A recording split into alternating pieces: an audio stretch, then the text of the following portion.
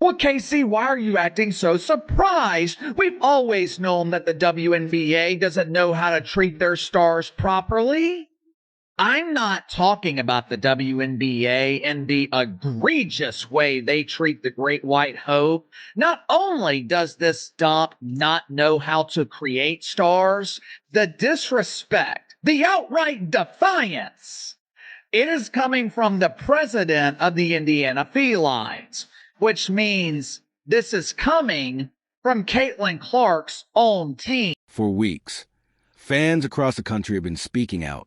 You voice your concerns on Reddit, Twitter, Instagram, and in the comments, asking why the WNBA wasn't doing more to protect its biggest star, Caitlyn Clark.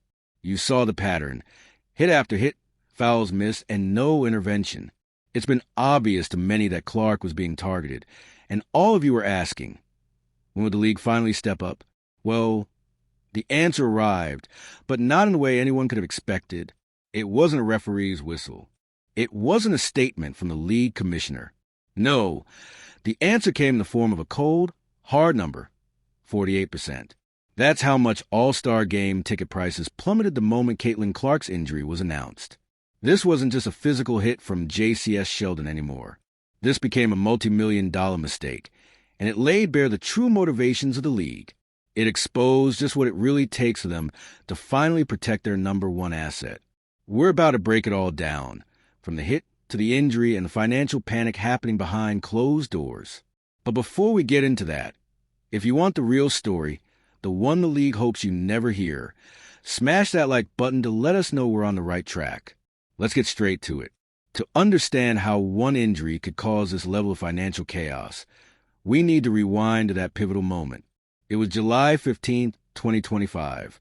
The Indiana Fever were facing the Connecticut Sun, a matchup that has become consistently problematic and has had its fair share of tension over the years. Honestly, I'm not going to share this whole clip because I don't know how much she wants the video of her basically crying on the court to be circulated around, but she walks down to the end of the court. You can tell that she's in pain. You can tell that there's something wrong. She goes to the what's it called? Like stanchion or whatever, the thing that holds up the basketball hoop on the other end. She hits her head on it.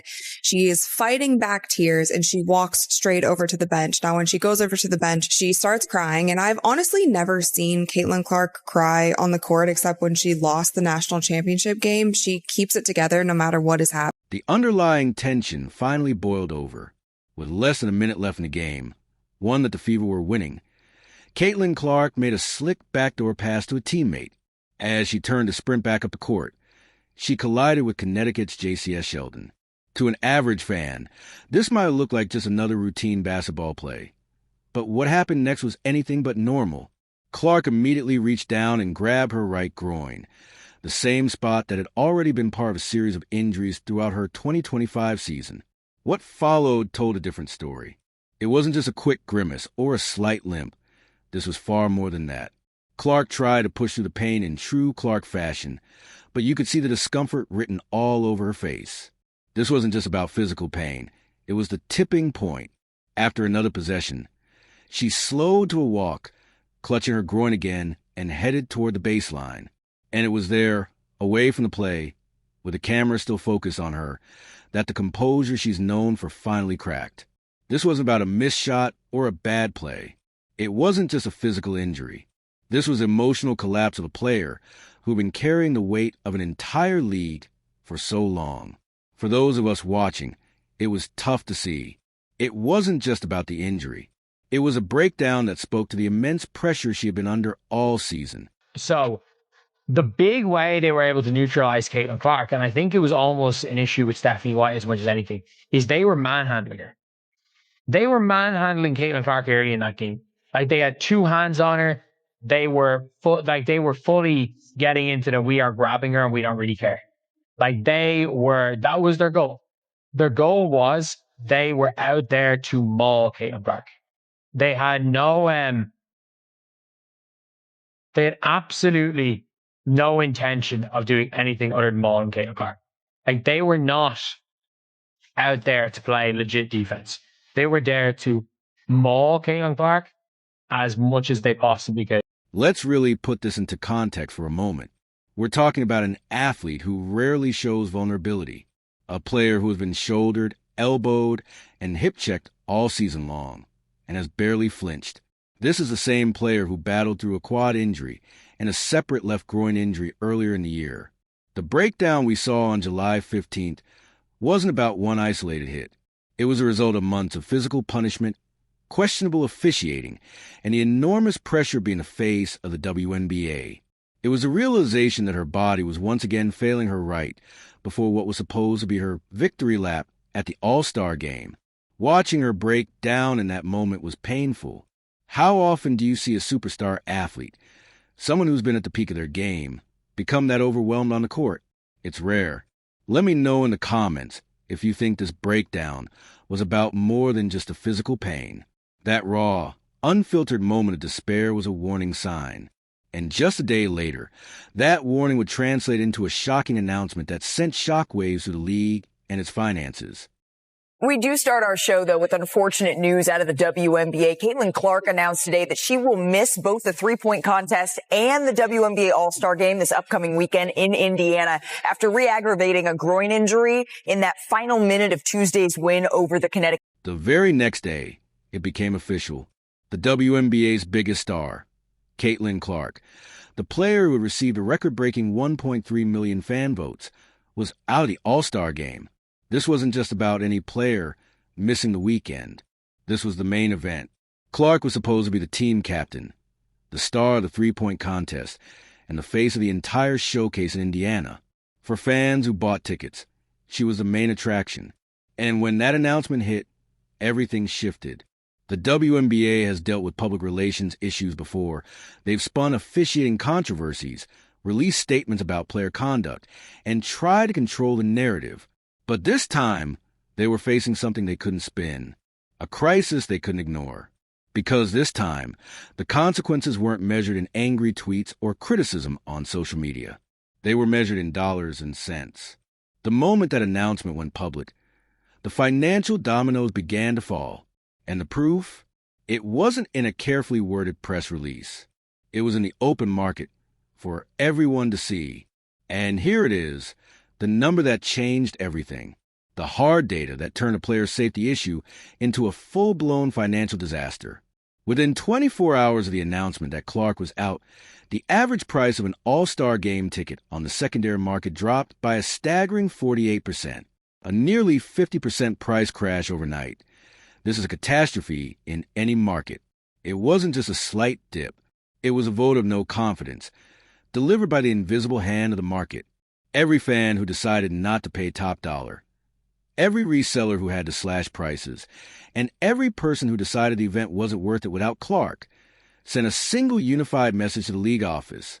Without Caitlyn Clark, the product is worth half as much. Around, thrown to the floor during games, and teammates are standing there just looking, not doing anything. Sophie Cunningham will do something. While other players get a microphone put in front of them, doing their media interviews, while they regurgitate the same nonsense, the same word salad that Stephanie White lies says, Sophie Cunningham will say, This wasn't just about ticket prices. The 48% drop wasn't just a number. It represented millions of dollars disappearing from the host city's economy. The WNBA understands money. This is the same league that introduced the Commissioner's Cup with a $500,000 prize pool to incentivize competition. They understand stakes. And when the market crashes by 48%, it sends a clear message. This was the first concrete proof of what analysts have been warning about for months. If Caitlyn Clark's injuries continue, the WNBA risks losing its most valuable asset, its primary economic engine. But how did it get to this point? This wasn't a fluke. It was the inevitable outcome of months of neglect. The league had been warned. Fans and analysts had been vocal for months about how Clark was being subjected to levels of aggression far beyond normal competition. But the league chose to stay silent. Things come. I feel like the attention and, whatever that is, I don't want to say I get used to it, but to an extent, like you do, and you just accept that's how it's going to be. People are going to criticize you. People are going to praise you no matter what it is when you're playing on this level and you have this type of spotlight, whether it's me, whether it's any professional athlete that's at the top of their game. That's just how it's going to be. The inaction wasn't accidental. It was a choice to allow aggressive play to continue unchecked. Take a look back to June 17th, when Jacy Sheldon poked Clark in the eye. Moments later, Connecticut's Marina Mibry shoved Clark to the ground, sparking a major altercation. And the most damning part? The WNBA officially admitted that the referees lost control of the game and failed to call critical fouls. The league knew it wasn't protecting its players. They knew that this pattern was growing, but they did nothing. And that inaction led directly to the injury that would cost them millions. The frustration began to boil over. It wasn't just coming from fans or analysts anymore. It was coming from those closest to Caitlyn Clark. After the injury on July 15th, her coach, Stephanie White, didn't hold back. She took to the media and criticized the league's officiating, saying, "Bad officiating is a league-wide issue, and everyone in the WNBA is improving, except the officials." The frustration even hit Clark's family. Her brother, Colin, posted a message on social media that said exactly what everyone was thinking. "Make no mistake, this is on the reffing." The tweet was quickly deleted. Why? Was it his choice, or was he pressured to delete it to protect the league's image? What do you think happened? Let me know your thoughts in the comments. This picture that I just came across, I'm like, what are we doing? Kathy Engelbert, she came out. It ain't been that long ago, like 2 weeks ago. Refereeing's pretty good in this league. In what league? What league allows this? This isn't about bad PR. It's about money. The WNBA was comfortable with the criticism, but they couldn't handle the financial fallout. The 48% price crash was a wake-up call the league couldn't ignore. Their true priorities were revealed. It wasn't about players' safety or the integrity of the game. It was about the bottom line. The league allowed its biggest star to take the hits without stepping in, and it cost them. The WNBA now faces a reality they weren't prepared for. This isn't just about one player anymore. It's about the financial future of the entire league. So what happens now? How will the league respond to this financial pressure? We'll be tracking their actions closely. Make sure you subscribe and turn on notifications, because you won't want to miss what happens next. And if you know someone who needs to see this breakdown, share this video with them.